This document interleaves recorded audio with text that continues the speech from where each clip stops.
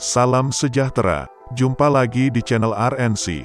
Kali ini kami akan mempresentasikan lanjutan pembahasan mengenai sejarah masuknya Islam ke Indonesia, bagian kedua. Selamat mengikuti. Di akhir masa jayanya Majapahit, yang berkuasa kala itu adalah Bray Kertabumi. Bray Kertabumi ini memiliki salah seorang istri seorang putri Cina Muslim yang bernama Tan Engkian. Namun ada pula sejarawan yang mengatakannya bernama Siu Banci. Bray Kertabumi sangat mengasihi istrinya ini. Hingga suatu saat datang rombongan dari kerajaan Campa yang melakukan kunjungan kehormatan ke Majapahit. Dan seperti biasanya dalam kunjungan-kunjungan seperti itu, pihak yang menghadap membawa banyak persembahan atau hadiah-hadiah. Demikian juga dengan rombongan Campa ini, mereka membawa banyak hadiah. Bahkan Raja Campa pun mempersembahkan putri-putrinya sendiri sebagai hadiah untuk dinikahkan dengan Raja Majapahit. Putri bernama Dwarawati atau Anarawati yang dipersembahkan tersebut adalah seorang putri yang cantik. Raja Majapahit sangat sukacita dengan persembahan ini dan menerimanya dengan senang hati.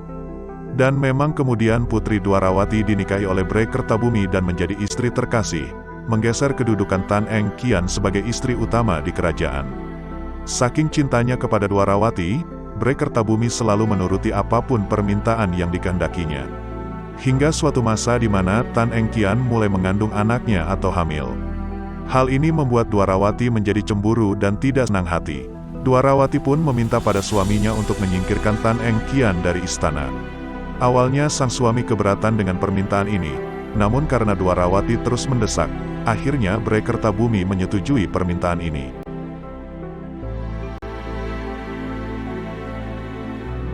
Maka Tan Engkian yang tengah hamil dipindahkan ke Palembang dan diserahkan kepada Adipati Palembang Arya Damar. Dengan berat hati Tan Engkian harus menerima kenyataan dirinya harus tersingkir dari istana. Dan di Palembang inilah ia melahirkan putranya yang pertama yang diberi nama Raden Hasan, nantinya akan dikenal dengan gelar Raden Fatah. Setelah melahirkan putranya tersebut, ia kemudian dinikahi oleh Adipati Arya Damar. Dan dari pernikahan dengan Arya Damar ini ia melahirkan seorang putra bernama Raden Hussein, yang berarti adalah adik tiri dari Raden Fatah, yang kelak dikenal sebagai Adipati Terung yang terkenal itu. Kembali ke istana Majapahit, Dewi Dwarawati semakin kuat kedudukannya karena selalu dilindungi dan dipenuhi permintaannya oleh Bray Kertabumi. Termasuk ketika Dwarawati meminta agar saudara-saudaranya dari Campa diperbolehkan tinggal di wilayah Majapahit dan menyebarkan ajaran Islam. Termasuk di antara kerabat Dwarawati ini adalah Raden Rahmat atau Sunan Ampel. Permintaan ini pun dipenuhi oleh Bray Kertabumi. Maka datanglah Sunan Ampel ke Tanah Jawa dan diizinkan pula mendirikan pesantren di Ampel, yang kelak menjadi pusat penyebaran agama Islam di Tanah Jawa.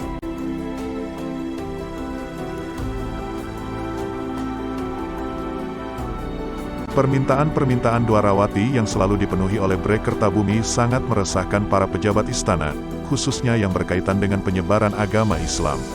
Mereka sangat prihatin mengingat penyebaran agama Islam dikhawatirkan akan mengganggu keutuhan kerajaan yang bernafaskan agama Syiwa Buddha. Tak kurang dari sabda Palon, penasihat raja, juga sudah mencoba mengingatkan raja akan hal ini. Namun Bray Kertabumi tidak menghiraukan nasihat-nasihat dari para pejabat dan penasihatnya ini. Bahkan beliau tampak semakin menyayangi istrinya tersebut dan terus saja memenuhi segala permintaannya. Hal mana menyebabkan keresahan di dalam lingkungan istana semakin menjadi.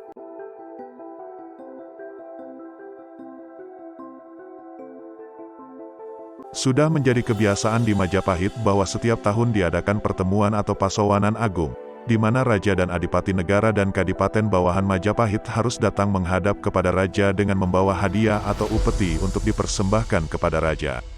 Salah satunya adalah Pujangga Anom Ketut Suryo-Ngalam yang dikenal sebagai Ki Ageng Kutu, Adipati Wengker. Saat itu, Kadipaten Wengker mempersembahkan sebuah tarian bagi raja.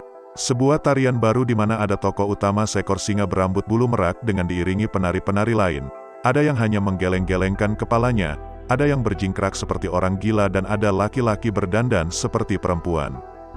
Raja Majapahit Bray Kertabumi sangat senang dan berkenan menerima tarian ini. Setelah tarian ini selesai, raja berkenan berbincang dengan Ki Ageng Kutu sekaligus bertanya tentang tarian tersebut kepada Ki Ageng Kutu. Ki Ageng menjelaskan arti tarian tersebut kepada raja, bahwa singa tersebut adalah Raja Majapahit, adapun bulu merak berarti istri raja. Dalam hal ini singa perkasa itu tunduk dalam kekuasaan merak, artinya sang raja yang berada di bawah kemauan sang istri. Lalu penari yang berdandan seperti perempuan adalah perlambang pasukan Majapahit yang sudah melempem dan tidak lagi ditakuti. Penari yang menggelengkan kepala melambangkan pejabat istana yang sudah tidak mengerti harus berbuat apa. Dan penari yang berjingkrak seperti orang gila melambangkan pejabat daerah yang bertindak semaunya sendiri dan sewenang-wenang. Mendengar penjelasan ini raja sangat murka dan mengusir Adipati Wengker saat itu juga. Kelak raja mengirim pasukan di bawah pimpinan salah seorang anaknya yaitu Batara Katong untuk membuat perhitungan dan menghukum Kadipaten Wengker. Dan setelah Kadipaten Wengker diserang, takluk dan dibubarkan, maka didirikan Kadipaten baru sebagai gantinya yang dinamakan Ponorogo. Demikianlah dikemudikan hari tarian bersejarah itu dikenal sebagai Reog Ponorogo. Selanjutnya Raja Brekertabumi menikahi seorang perempuan lain bernama Bondrit Cemara, yang kelak akan memiliki keturunan yang disebut Wangsa Tarub, yang akan menjadi tokoh-tokoh utama di kerajaan di Tanah Jawa.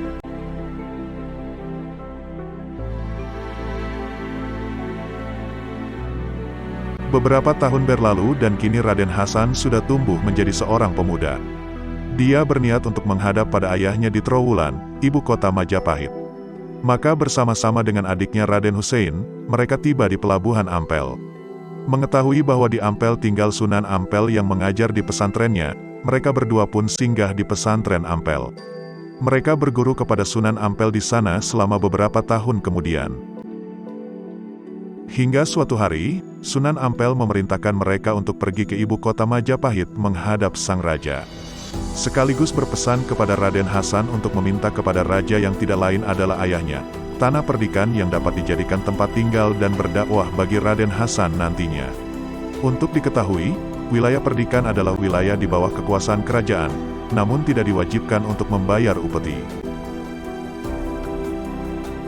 Maka berangkatlah Raden Hasan dan Hussein menuju ibu kota Majapahit. Sesampainya di sana, mereka, terutama Raden Hasan, diterima dengan sangat sukacita oleh Brekertabumi, yang sudah sangat merindukan anaknya. Melepaskan kerinduan setelah sejak kelahirannya, Brekertabumi belum sekalipun bertemu anaknya ini. Setelah beberapa hari tinggal di sana, tiba saatnya Raden Hasan mengajukan permohonan kepada ayahnya agar diberikan wilayah perdikan bagi dirinya. Dan raja segera saja meluluskan permintaan tersebut dan memberikan wilayah yang disebut Gelagahwangi, kelak akan menjadi wilayah Demak dengan ibu kota Bintara.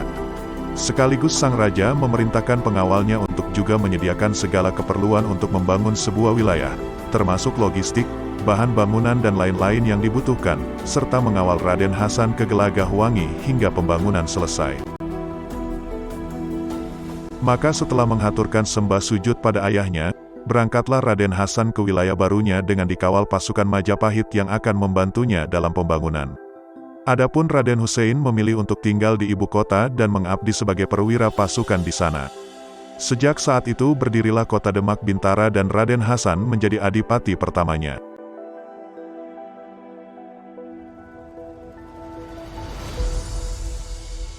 Seiring berjalannya waktu, Kadipaten Demak berkembang dengan pesat dan sangat maju, sekaligus menjadi pusat dakwah Islam dengan hadirnya para wali di sana, seperti Sunan Ngudung, Sunan Kudus dan Sunan Giri.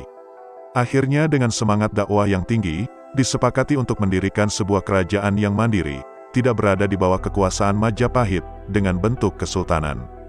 Maka berdirilah Kesultanan Demak, dengan sultan pertamanya Raden Hasan, yang dilantik oleh Sunan Ampel sendiri dan diberi gelar Sultan Syah Alam Akbar Al-Fatah. Saat melantik Raden Fatah, tidak lupa Sunan Ampel memberikan arahan dan wejangan. Yang terpenting adalah, Demak tidak boleh menyerang Majapahit. Demikian amanah dari Sunan Ampel.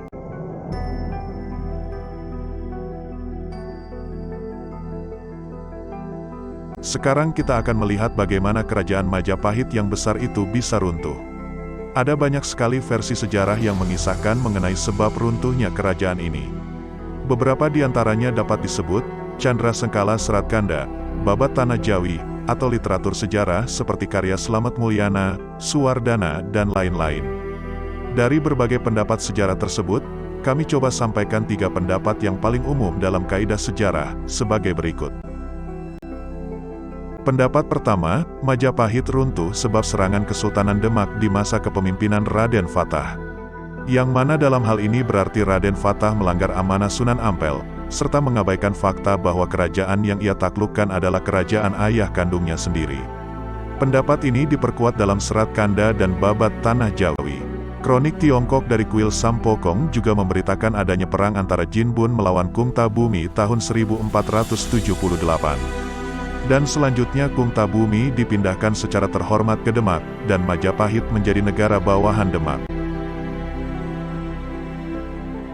Pendapat kedua, Majapahit mengalami konflik internal di masa akhirnya, di mana Bre Kertabumi digulingkan secara kudeta oleh Girindrawardana atau Brawijaya VI dengan alasan dendam. Dan kemudian Girindrawardana sendiri digulingkan oleh Pati Udara atau Brawijaya VII.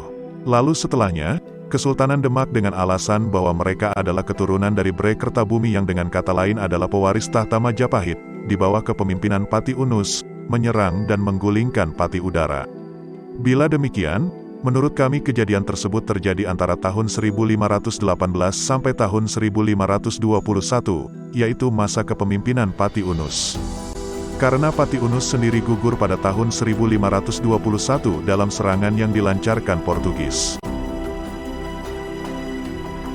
Sedangkan pendapat ketiga, Majapahit yang sejak lengsernya Pati Gajah Mada dan kemudian wafatnya Raja Hayam Wuruk, lalu terlibat perang saudara atau perang Paregrek yang berkepanjangan, memang sudah mulai lemah posisinya.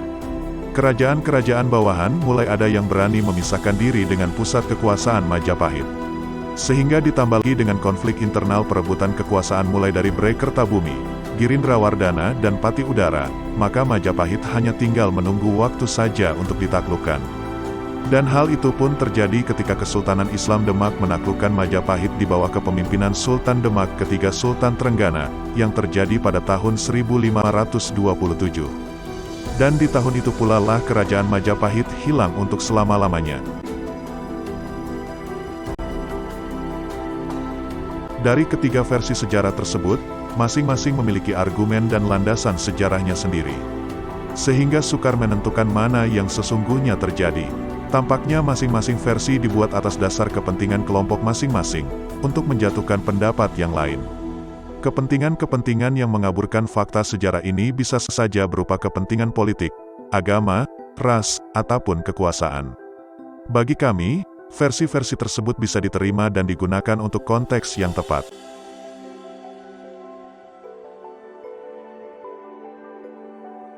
Sekarang kita lihat bagaimana Majapahit runtuh menurut pendapat versi pertama. Karena menganggap bahwa Majapahit biar bagaimanapun selalu menjadi kerikil dalam penyebaran Islam secara utuh di Tanah Jawa, maka berdasarkan kesepakatan yang juga direstui oleh Dewan Wali Songo yang kala itu dipimpin oleh Sunan Giri, memutuskan untuk menyingkirkan Majapahit selama-lamanya. Singkat cerita, meskipun Majapahit sama sekali tidak bersiap untuk menghadapi serangan Demak, namun kehebatan pasukan Bayangkara yang sudah malang melintang dalam dunia pertempuran bukanlah nama kosong. Serangan gelombang pertama ini berhasil dimentahkan dan pasukan Demak berhasil dipukul mundur. Serangan gelombang kedua, kali ini dipimpin langsung oleh Panglima Perang Kesultanan Demak, yakni Sunan Ngudung alias ayah kandung Sunan Kudus. Namun serangan kedua ini pun dapat dihalau oleh pasukan Majapahit di bawah pimpinan Adipati Terung atau Raden Hussein, adik tiri dari Raden Fatah. Adipati Terung sendiri bahkan berhasil membunuh Sunan Ngudung dan sekaligus memukul mundur pasukan Demak. Akhirnya pada serangan gelombang ketiga, dengan didukung oleh kadipaten-kadipaten yang sudah memeluk agama Islam dan yang memang sudah ingin mengakhiri kekuasaan kerajaan Syiwa Buddha dari Tanah Jawa, kali ini serangan dipimpin oleh Sunan Kudus, yang menggantikan ayahnya sebagai Panglima Perang Kesultanan Demak. Dengan dukungan dari kadipaten sekitar yang mengepung Majapahit dari berbagai penjuru, ditambah dengan besarnya kekuatan pasukan Demak di bawah Sunan Kudus, maka ibu kota Majapahit berhasil diterobos dan istana pun digempur habis-habisan. Namun sekali lagi, pasukan Bayangkara menunjukkan kepiawaian mereka dengan berhasil membawa kabur Raja Majapahit, Bre Kertabumi, melarikan diri dari istana menuju ke arah timur ke Blambangan, untuk kemudian akan menyeberang ke Pulau Bali dan akan diamankan di Bali di kerajaan bawahan Majapahit di sana.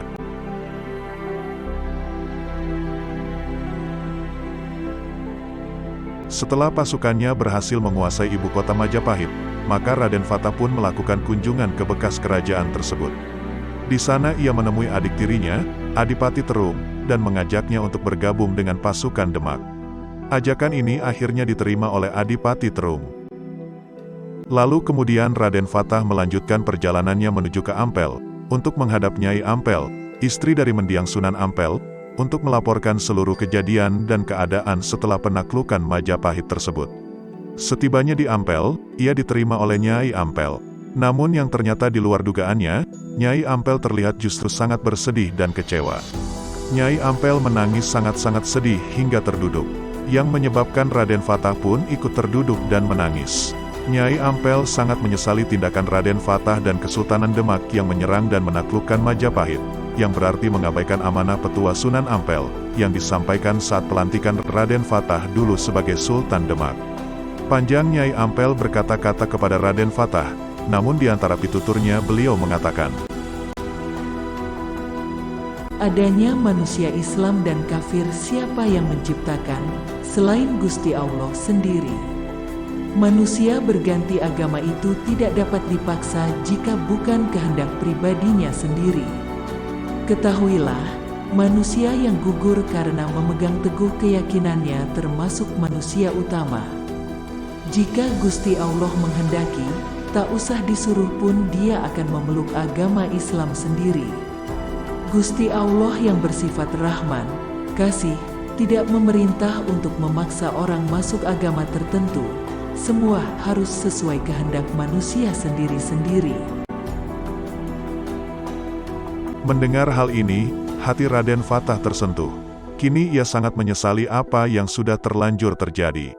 Ia mengatakan kepada Nyai Ampel, bahwa ia akan mencari dan menyusul Bray Kertabumi untuk menyampaikan penyesalannya, dan sekaligus ingin mengajak ayahnya itu kembali ke Trowulan, ibu kota Majapahit. Namun mendengar hal ini Nyai Ampel segera mencegahnya. Nyai Ampel berkata bahwa sangat berbahaya bila Raden Fatah yang pergi sendiri menemui Bray Kertabumi. Karena situasi saat itu sudah sangat panas dan kemarahan sangat mudah tersulut akibat adanya salah pengertian. Lalu Nyai Ampel memerintahkan orang untuk segera mencari salah satu dari Syekh Siti Jenar atau Sunan Kalijaga, untuk diminta menjalankan tugas ini. Menurut Nyai Ampel, hanya 2 orang itulah yang kemungkinan masih bisa diterima oleh Bray Kertabumi dan pengikutnya. Karena Siti Jenar dan Kalijaga memang dikenal tidak pernah berkeinginan untuk berkecimpung dalam dunia politik, apalagi sampai memikirkan untuk menyerang Majapahit. Ternyata yang bersedia menghadap kepada Nyai Ampel dan menjalankan tugas ini adalah Sunan Kalijaga. Maka ia pun segera menghadap Nyai Ampel di Ampel Denta.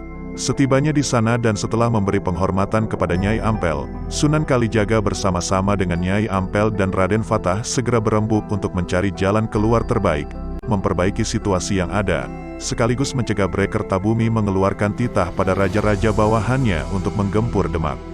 Situasi saat itu sangat genting berkejaran dengan waktu, sebelum pertumpahan darah yang lebih dahsyat terjadi. Setelah dirasa cukup pesan dan petua yang diberikan, Sunan Kalijaga secepat mungkin segera mencari keberadaan Bray Kertabumi. Dari pasukan Telik Sandi Demak diketahui bahwa Bray Kertabumi masih berada di daerah Blambangan, sedang bersiap untuk menyeberang ke Pulau Bali. Sunan Kalijaga dengan segenap keahliannya bertutur kata dan karena beliau sendiri juga adalah seorang wali yang terhormat dan disegani, akhirnya berhasil menghadap kepada Raja Bray Kertabumi. Suasananya sungguh aneh dan tidak nyaman. Aroma kecurigaan dan kemarahan sangat kental terasa dalam pertemuan itu. Namun dengan tingkat kebijaksanaan Sunan Kalijaga dan kebesaran hati Bray Kertabumi, pertemuan yang menegangkan itu tetap dapat berjalan secara terhormat. Singkat cerita, Sunan Kalijaga berhasil meyakinkan Bray Kertabumi untuk tidak sampai mengeluarkan perintah serangan balas dendam. Dan meskipun Bray Kertabumi tidak bersedia diajak kembali ke Keraton Majapahit ataupun Keraton Demak, namun Bray Kertabumi pada akhirnya dapat menerima kenyataan bahwa memang era keemasan Majapahit sudah harus berakhir. Dan itu semua adalah kehendak Gusti Sang Maha Pencipta. Bray Kertabumi juga diyakinkan oleh sabda Palon penasihatnya, bahwa kelak pada akhirnya tanah Jawa akan dipimpin oleh raja-raja keturunan dari Bray Kertabumi, yang turun dari Wangsa Tarub. Demikianlah akhirnya kerajaan Majapahit pupus sudah dari sejarah. Dan Kesultanan Demak menggantikannya menjadi penguasa dengan membawa agama yang berbeda, yaitu Islam.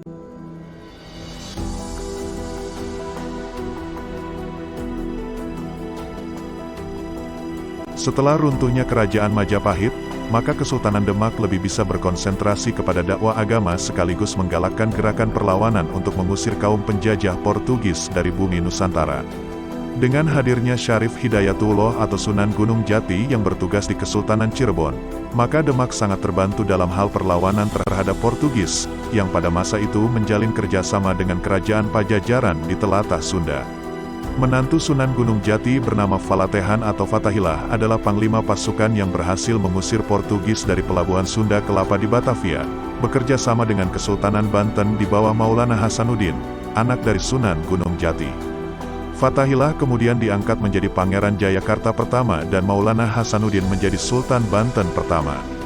Di Demak sendiri, sudah sejak lama kesultanan ini berhubungan dengan kerajaan Tiongkok melalui Laksamana armada mereka yang merupakan seorang muslim bernama Maho. Ma di kerajaan Cina berasal dari kata Muhammad, atau yang dikenal sebagai Laksamana Cheng Ho. Laksamana Cheng Ho juga membangun sebuah masjid di kota Semarang dengan menggunakan namanya. Selain itu, Demak juga menjalankan syiar agama Islam keluar Pulau Jawa, bekerja sama dengan kerajaan Samudra Pasai dan kerajaan Malaka, menyebarkan agama Islam ke Pulau Kalimantan dan Sulawesi.